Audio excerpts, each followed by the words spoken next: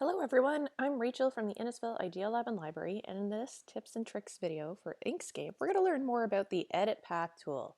Now, you know what your Move tool is over on the left-hand side, but this tool is known as your Edit Path tool, and it can do a lot of pretty interesting things.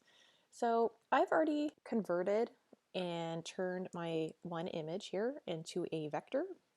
And what I'm going to do now is I would like to remove the cherry off the top of this little image. When I go and click on the Edit Path tool, you're going to notice that all of a sudden there's these gray dots along the black lines, and these are called nodes. And what nodes do is you can click and drag and maneuver them.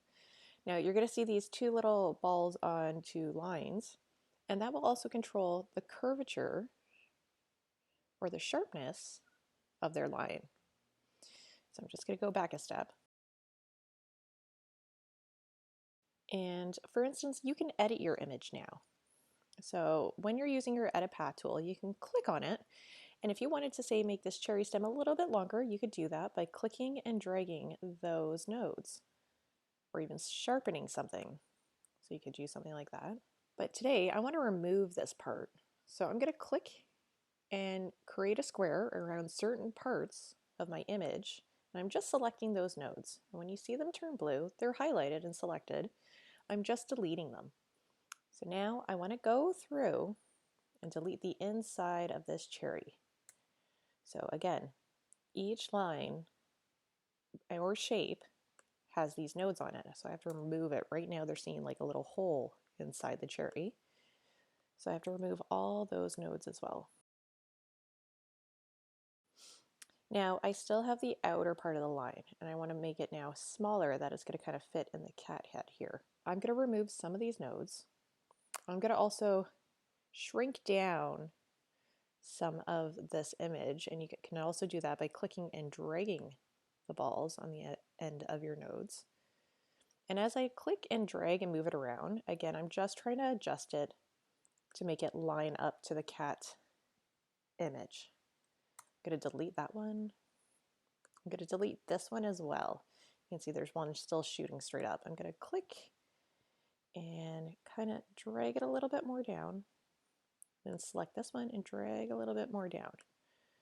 Now, it looks a little bit funny. Why don't we try to make it curved here?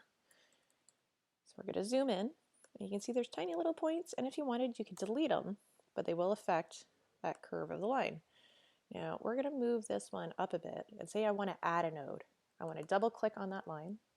If you go up to the top of your menu here, you have a few options too. You can either curve it, you can make it a little bit more of a sharper corner,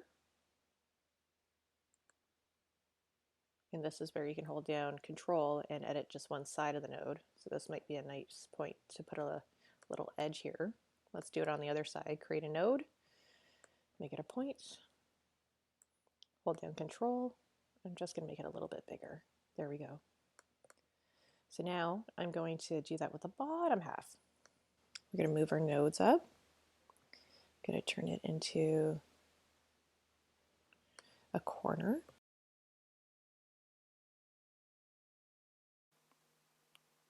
I'm going to go up. And you know what? I'm going to delete these ones. I don't need them right now, at least. Move this guy down a little bit.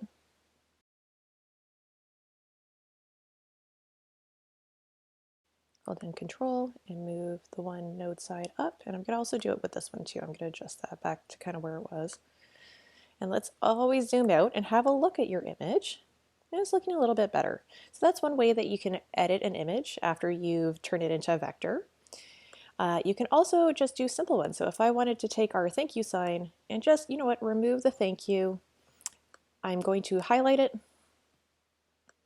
and then I'm going to select just the thank you part. It's turned blue, and I can hit delete. And then I can put in any kind of text that I would like after that. So that's this week's tips and tricks. I'm Rachel from the Innisfil Idea Lab and Library, and thank you so much for joining me.